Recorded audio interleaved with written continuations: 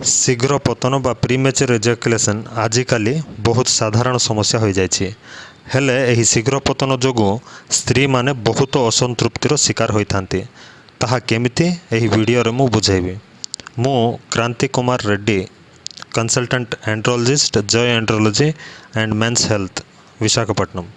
प्रथमे शीघ्र पतन बा प्रीमेच्योर एजाकुलेशन माने जेतेबेले स्त्री और पुरुष संभोग करती सेक्स ऑर्गाजम हेबा पूर्वरु पुरुष को बीर्ज पतन होता है। सही परिस्थिति को प्रीमेच्योर एजाकुलेशन बा शीघ्र पतन कहते। यही समस्या पुरुष मानकर हेले भी स्त्री माने बहुत असुविधार सम्मुखीन होइथांती। कारण सेक्स करवा समय रे जेतेबेले सीमन पड़ जाए सेतेबेले पुरुष माने सेक्सुअल प्लेजर पाइथांती।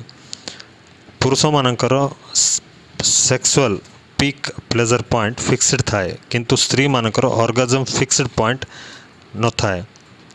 ताहा एक ब्लाइंड स्पॉट। सेक्स आरंभ करिवार 2 मिनिट रु 3 मिनिट मध्य आसीपारे।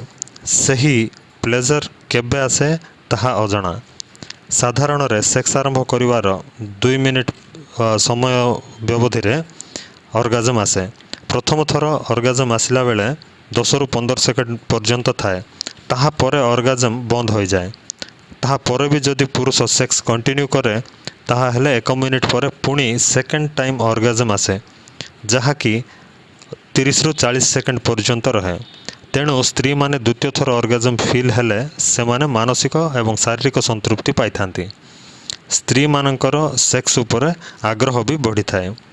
यार विपरीत शीघ्र पतन हेले से माने मानसिक और शारीरिक भाव असंतृप्त रही थांती, जार प्रभाव आपणकर दाम्पत्य जीवन उपर पड़ी थाए।